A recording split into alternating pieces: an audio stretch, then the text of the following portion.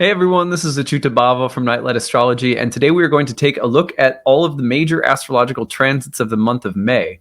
It's a good time to do so because we have a solar eclipse coming up, which is the type of eclipse that occurs at new moons, which is happening here on April 30th.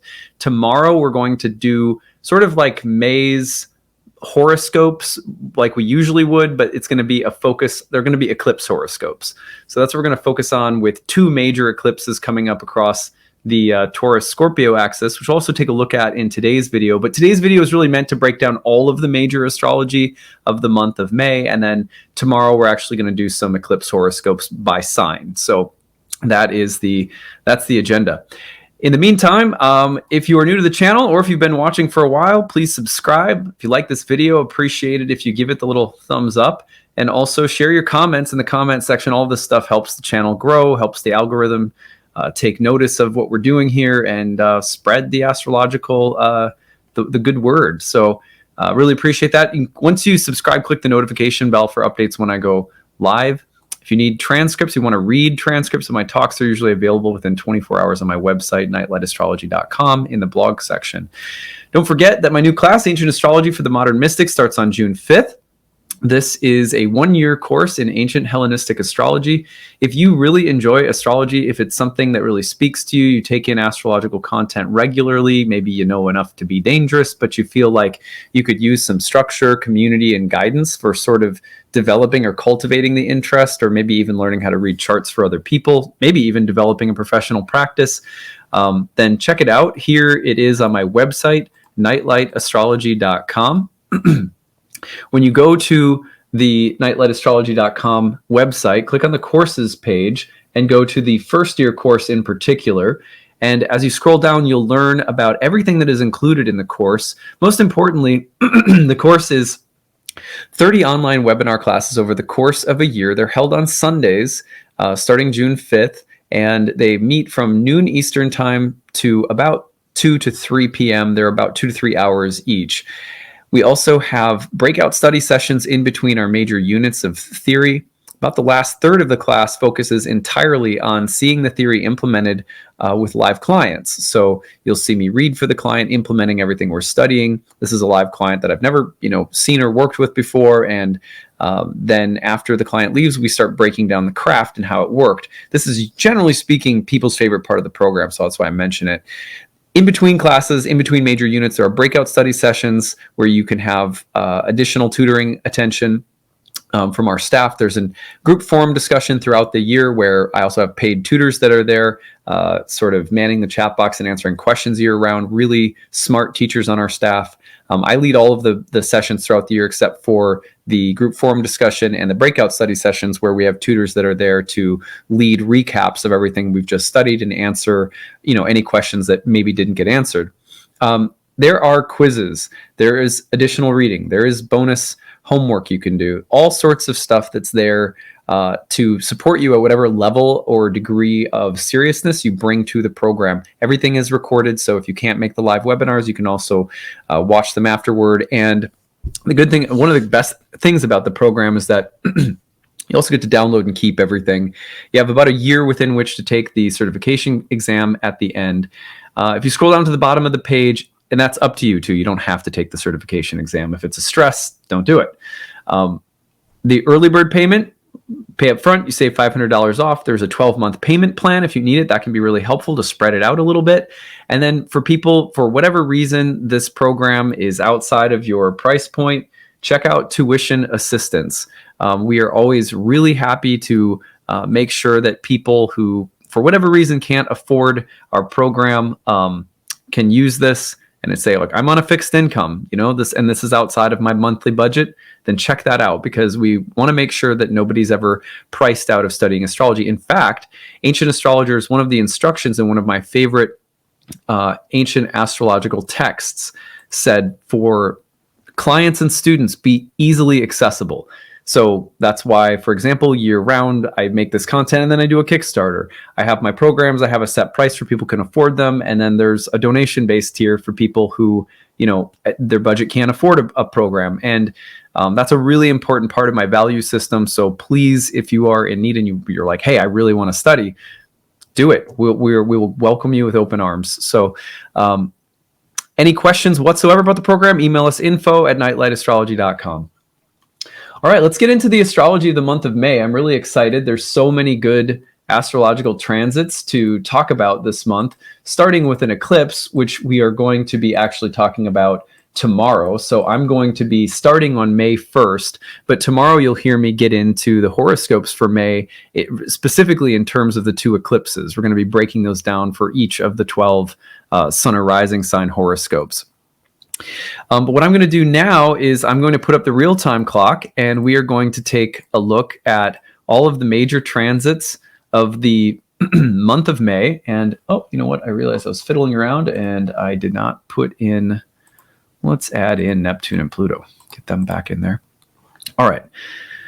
So we're going to begin at the beginning of the month on May 1st. And what I do is I point to patterns. There is not just one story being told in any given month.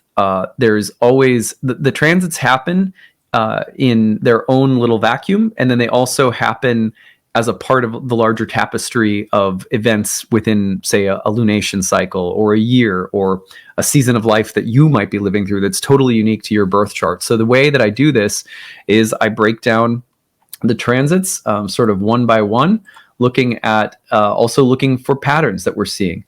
Early in the month, remember, this is an eclipse that's coming in right before the start of May, and it's an eclipse that is focused right here in the sign of Taurus, and it's very closely conjoining with Uranus. By that we mean not that it's in an exact degree-based conjunction, but that it's within that 3-degree range-ish, or just about 4 degrees of applying to conjoin Uranus.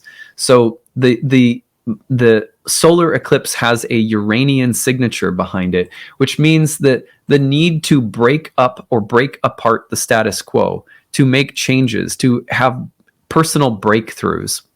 That's what's indicated by this eclipse. Now, they're of a Venusian variety. So sometimes that's going to mean changing your wardrobe to break the mold, or changing your hairstyle to break the mold, or maybe changing how you take care of your body or health, or something changing about relationships or your core value system. And those are all things that, anything to do with where you find stability or security or a sense of groundedness or pleasure. These are all things that are really indicated by the sign of Taurus. This is Venus's home and the exaltation of the moon.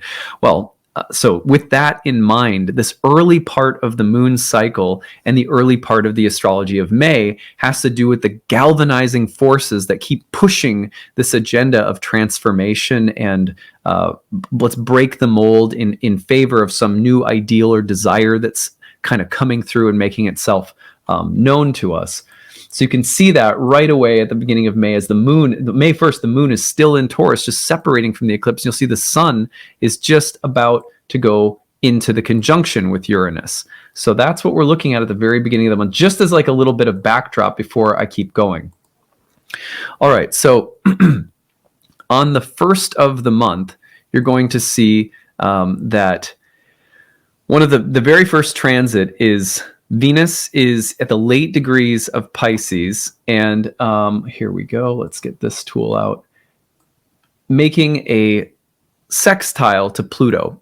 So you have this real, if Venus is representing what we desire, what we're attracted to, and it's hitting Pluto at the opening of this Venus-themed solar eclipse with Uranus, you get the idea that you're looking at what desires and what lies in the unconscious that's trying to come up and show itself. The nice thing is that the sextile is pretty harmonious, so the energy behind this should, be revealing but gentle.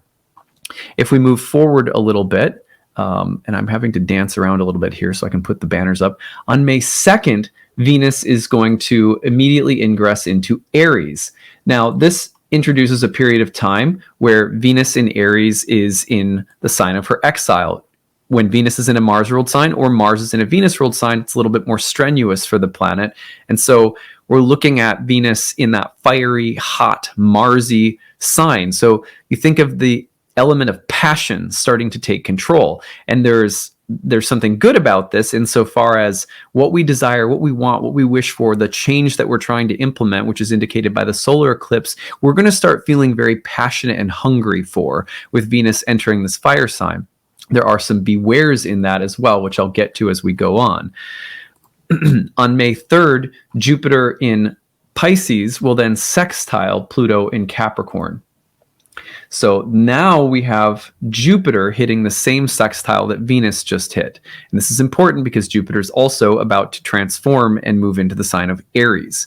So same thing, Jupiter and Pluto. If you think about what do Venus and Jupiter have in common? They're both benefics, and they both are very fertile, growth-oriented planets. They've been in this big confluence with Neptune. Then the solar eclipse comes through in the sign of Venus. Of course, Pisces being Venus's exaltation. And you get the feeling that the desires, the hopes, the wishes, the dreams, that the subterranean elements, the unconscious elements that need to come up or that are starting to come up so that we can see, well, you know, there's some things you might want right now or desire right now, but there's shadows that live in them as well. And now they're going to start to come up. Or you could say that elements of repressed material that are helping us clarify what we need or what we want or what we desire, what we wish for, what's kind of growing on the horizon are going to come up so that we can see it and get clear about it. But either way, you're looking at that Plutonian influence right at the beginning. It's pretty harmonious, so it should be, you know, even if it's showing you something that's unpleasant, it should be rather gentle and easier to sort of see. All right, well, if we go forward to May 4th, this is where things start to really rev up around this time. On May 4th, then we're going to see Mars in Pisces starting to hit sextiles to the Sun and to Uranus. And this is then galvanizing everything, because on the very next day, you can see it forming right there. On the very next day, on May 5th, the Sun is conjunct Uranus in Taurus. So you get this Mars-Sun-Uranus dynamic that is coming in really strongly. The combination is one of desires for what we want, which are of a Taurian nature. This is beautiful. This is what I desire. This is what's going to give me peace or comfort or stability or a sense of virility and power, but in a sensual kind of way. And then you see the Plutonian influence bringing things up from the underworld to look at. And now you're starting to see that galvanizing Mars influence starting to push the agenda forward. And the energy of the new moon solar eclipse is like hitting a flashpoint when the Sun hits Uranus. Then it's like, okay, now we're starting to move toward what we want. The power, the strength, the clarification from the, kind of subterranean depths of our being, the primordial desire for some kind of change is rising up. It's taking over for better or worse. And now you're seeing that galvanizing force start to come through. And this is very quickly at the beginning of May. Go to May 7th. And then you're seeing more of the same. Now you're seeing the Sun sextiling Mars in Pisces, but basically the exact same thing. Now, if you go forward a little bit, what's really interesting is what happens next. Then Mercury stations on May 9th. So on May 9th, you're going to see Mercury stationing in Gemini right here. And that means Mercury is about to turn retrograde. Mercury will turn retrograde the next day on May 10th. So if we go forward one day, you're going to see it go red there. We'll just trip it forward a little bit more. Then it's retrograde. What's so interesting about this is that this happens at the exact same time on the same day that Jupiter is entering Aries. So notice, here's Jupiter entering Aries. This is one of the most expansive, action-oriented, impulsive, take the battering ram and just go directly toward the thing you want, desire. It is courageous, it's bold, it's assertive, it's big, and it's muscular. It might even be sort of like a machismo energy, potentially very impulsive and headstrong. And at the same time, Mercury's turning retrograde and heading back toward Jupiter. It's as though right now, it's all of a sudden, it's all about implementation of change. You go back to, say, May 5th, the Sun conjoins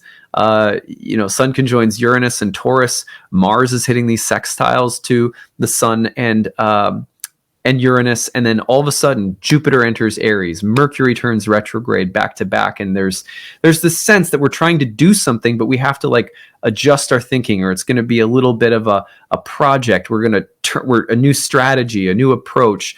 We might have to go back on something, we redo something, or start thinking about a new way of approaching the path that we're on, or the desires that we have, or how we're going to get it done, or how we're going to reach our goals. It's, all of a sudden there's like this, total momentum shift, and it's a blast. It's like a rocket blast, but also Mercury is shifting, and therefore the blast off is, it's a bit like having to, you get an idea and all of a sudden it's like, okay, because this idea has come through, we also have to adjust everything really quickly on the fly. You get the feeling that it could be something like that. But anyway, it's a real momentum change that happens right around that time. Now let's continue this. And I think, Jupiter entering Aries is just a really dynamic transit that will then be around from, May until late October. And then it retrogrades back into Pisces, and then it comes back in December and stays there all the way until May. It is a spring sign. You're getting Jupiter out of the winter or dark half of the zodiac from Libra all the way through Pisces. So it's been, 6 years of Jupiter being in darker places, zodiacally speaking. Now it's moving on to the light side. A lot of growth, a lot of expansion that comes with that. The last time, for example, that Jupiter was in Aries was the year that my wife and I started our yoga studio in DC.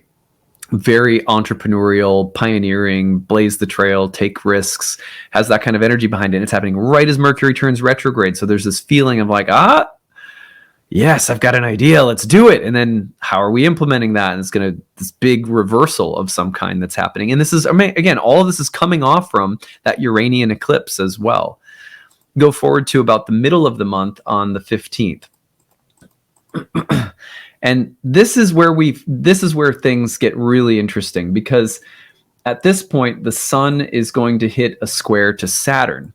Okay, and I think we're being tested here. There's a moment, all this excitement and forward momentum and the desire for revolution, and then all of a sudden you hit this block with the sun squaring Saturn for a little bit, and there's this feeling of like being stalled or delayed or facing challenges either ideologically or practically to the goals that we're trying to implement. And there's this check that comes in and says, wait, are you sure you can do this? Or are you worthy of this? Or, here's an obstacle. This is coming right before a really challenging eclipse that's coming through in Scorpio. So you'll notice, I'm just going to move this forward just a touch, but if we, let's just do this and let's back this up by a little bit. So you're going to see the eclipse comes through depending on where, like this is May 16th at like 1:14 or so a.m. Or it's going to be even like a little bit. Yeah, it's like just a little after midnight East Coast time. So it could be the late on the evening of the 15th into the 16th that you're seeing a lunar eclipse then in Scorpio. And the lunar eclipse in Scorpio features the moon in its fall with the south node, and the sun is squaring Saturn. So all of a sudden, in the middle of the cycle, where the first half looks like a rocket taking off and our desires paving the way for some groundbreaking shift, I'm exaggerating a little bit. It'll be, it doesn't have to be that dramatic, but it's a shift that we're trying to move toward, and it's rooted in Venusian desires and what's going to bring us happiness and security. And it's a shift toward sunnier days and the boldness of Jupiter coming in. And all of a sudden, we hit this boom, this brick wall with Saturn, and then boom, a lunar eclipse in Scorpio. And we're faced with having to adjust, or in the midst of the growth, there's a pullback into the depths. There's a pullback into emotional catharsis or challenge or healing, or something that's going to pop up probably somewhat unexpectedly and challenge the path we're on, or force us to adapt somehow. So, that's really interesting. There's like a real serious kind of adulting gut check that happens midway through the cycle. You move on, and then it's about sacrifice. If we go forward a little bit in the cycle to May 18th, let's go here. On May 18th, then you're going to see on that day we have Mars and Neptune coming together. And that transit is hitting a trine to the eclipse point, which means that Mars Neptune is often about the greater whole or the collective that we serve, or something bigger than ourselves, or the need to sacrifice or compromise something, and the feeling of you can't get where you're going because something comes up and demands attention, or there's a need, and there's maybe some element of compromise or sacrifice that is involved right around the 18th, right after the eclipse. But I think it, aside from the warning about becoming like a martyr in an unhealthy way, some element of sacrifice or compromise may be necessary from like full moon onward. May 19th, Mercury retrograde will sextile Jupiter in Aries, and this to me is another, like, it's an encouraging sign, because you're seeing. Let me just point it out so you can actually see it. Here is Mercury going through the sextile to Jupiter. And I like this because it's a moment of, okay, we're still on track with this change that Jupiter's trying to bring, but we're adapting. There's some harmonious, adaptable, flexible, fluid moment of integration here that's probably adapting or adjusting from whatever modifications and challenges that lunar eclipse in Scorpio brings in the square from Sun to Saturn, which is now fading. It is now turning the corner. The sun's moving out of that 3-degree engagement range, and you can see that right here. Here's the sun about 3 degrees off and separating now. So that happens right as Mercury retrograde sextiles Jupiter, and it's like, okay, now we're adjusting. We're sort of recovering from whatever that was that came up around the full moon. On May 20th, the sun will enter Gemini. I always like paying attention to the sun's ingresses by whole sign in your chart, so you may want to pay attention to that. Just a little side note. On the 21st, I like this as well, because here's a rebirth moment. Let's just take this forward a couple of days. Here's a rebirth moment for Mercury. Mercury and the sun get together in Mercury's going to go through the heart of the sun on May 21st, which is an empowering moment. And it's basically the reset button for Mercury, who's going to now start appearing as the morning star. And the morning star in that sextile with Jupiter is still there too. So suddenly it's as though that the messenger, our navigational intelligence, is coming to understand, like reforming or reshaping the ideal. So it's not a discarding of where we started at the beginning of the cycle, but it's this reshaping of it from full moon onward. And I'm just telling everyone right now, like, get ready for, a roller coaster ride in terms of like where you think you're going and where you end up going with this new moon solar eclipse, which will be very invigorating, but it's going to get a big gut check, and then this readjustment phase that comes in after the full moon. On May 22nd, Mars in Pisces will sextile Pluto in Capricorn. Now you're starting to see, again, some of that same let me just move this forward so you can actually see it. Okay. Here it is. So you can see Mars making a sextile with Pluto. Again, I like this in terms of like, okay, Mars is just separated from Neptune, accepted the sacrifice, made a compromise, looked at the bigger picture, and is now being galvanized again by the sextile with Pluto, which is very harmonious, and also very empowering. So I feel like let me give you an example. This is just a metaphor, so don't take it too literally. But sometimes in my practice, very frequently, I will see people who are hitting their stride in their career or some area of their life. And then if there's, let's say, a parent who's very needy, or a best friend, or a lover, a spouse, or a child, will somehow have a breakdown simultaneously and almost like try to pull them out of the joy or the next step they're trying to take, or the momentum that they have. And that's a testing period for how are you going to handle this. Your duty may bind you to another person or some other situation, but you also you have a duty to yourself as well. How are you going to meet that challenge? And I see people walk through that at key moments of advancement or growth in their life, like all the time. So I think it's an interesting thing that it's just like a part of growth. If you're breaking into a new pattern, people who are attached to an old pattern, even peripherally in ways you don't even know, might sometimes just come up and be like, wait. And it's not consciously connected to the change you're making, but because they're a part of your life, that the pattern with them will need to shift somehow too. So that could very well be what we're seeing from that Scorpio full moon onward. Anyway, May 22nd, Mercury will retrograde back into Taurus. Just sort of a side note there. May 24th, to me, this is this is a pretty big transit. You're going to see. Oh no, not this one. It's the next one. But Venus is just going to create a little sextile with Saturn. Whoa, the thing got huge again. Let's do it like this. So Venus hits a sextile to Saturn, and I like that just as an energy of maturation. Venus is getting a little bit. Venus has been like overly heated and passionate. This is like a temperance kind of moment. So I like that. Now, if we go forward one day from here, Mars will enter Aries. That now things really get cooking. I mean, this is one of the more intense transits of the year, because what's going to happen as soon as Mars enters its own domicile, it starts going into a conjunction with Jupiter. And this actually happens on the day that the moon is also in the sign of Aries. This is a very powerful sort of action-oriented day. Anyway, it gets spicier from here on, but you're going to have a quick Mercury trine to Pluto. That's happening. Let's see.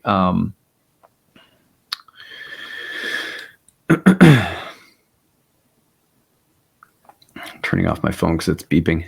So Mercury retrograde in Taurus will trine Pluto again, and I like that as well. Just like there are many signs here that whatever that difficult lunar eclipse provides us with, we are figuring things out by the end of the month. Anyway, you can see that trine right there from Mercury retrograde to Pluto, and this is probably also about the work Mercury is doing, the details, implementation of different plans in our life, that there's some resources becoming available to us at this time with Pluto, the trine to Pluto. Trines tend to bring resources to the table, beneficial resources. All right. Now, this one is, a little bit of thing at the very end of the month. Again, things get pretty spicy, because here we're going to see this is May 27th, and you'll notice that Venus squares. Geez, why does it keep doing that? Let's see. Let's go down to there. Venus squares Pluto. So the Venus square to Pluto is that there's a big moment of catharsis. This is a moment where I feel like our passion, our desire, our getting swept up in how badly we want something, and whether that's a good thing driving us forward. Passion isn't bad, but at the same time, is our passion like healthy for us right now? Are the things that we want or desire coming from the right place? This is a gut check moment for the ruler of the eclipse, Venus. And then we are seeing right after that, then arguably one of the biggest transits of the year. Venus will then get a little healthier on the 28th. Right after that, by the way, Venus enters Taurus. And then on the 29th, and I think, again, this is probably one of the bigger transits of the entire year, you're going to see Mars and Jupiter conjoin in the sign of Aries. And if ever there were a signature this month that, that the initiating, action-oriented, strong, bold energies of the solar eclipse are actually going to manifest, it's this one. Excuse me. The start of the month features, again, a solar eclipse with Uranus and Taurus. The need to break the mold, rooted in what we desire, what we find beautiful, enjoyable, sensual, where we're looking to create security and ease. And then there's this big roller coaster ride, and I've described it a few times. It's interesting to me that at the very end, Venus gets checked by Pluto, like almost like we're checking in with the original impulse behind the eclipse. And then right away, you're seeing, right after that, Mars conjoins Jupiter, and these two planets are definitely going to be asserting an agenda. So my advice is not to get steamrolled by the place that you want to end up. Like whatever your goals are this month, don't get steamrolled by your own, by your attachments to where you hope you will land, because mid-cycle, there's this big shift and need for adjusting. And I could see people getting kind of manic and crazy and obsessive and demanding that the original impulse, end up in the way that they can't adapt, that they can't be flexible, and that their passion ends up steamrolling and getting them into trouble, burning bridges, creating power struggles. So, my advice this month is to be flexible in it's not bad to have the impulse or desire for change, the seeds of revolution in the solar eclipse, but the desire body and the desire nature and the end goal are going to be checked and challenged. Compromises are going to come up. Emotional dynamism in the mid-cycle with the Scorpio eclipse may be very frustrating for some people. By the end of the cycle, if we have let ourselves be adaptable and said, what, if thy will be done, give it back to the universe. And I think you'll find at the end that if you've done that and you've been self-reflective, that the energy for change is very supportive and will just push something forward in a very strong, powerful way. Now, in terms of where we might see all of this in the collective, there's some real fireworks this next month. Like the drama ride in the collective should be really interesting around things like Venus square Pluto, Mars square Jupiter, especially the war going on and so forth. But we'll cross those bridges when we come to them. We'll take a look at those transits as we go throughout the month. Each one of these will be breaking down and sort of reiterating. So don't forget, thank you. Well, thank you. First of all, thank you everybody for listening. Remember to subscribe and give it the thumbs up if you like this video. Share your comments in the comment section. All of that helps the channel to grow. Really appreciate it. Click the notification bell for updates when you subscribe. You can find a transcript within 24 hours on my website, nightlightastrology.com.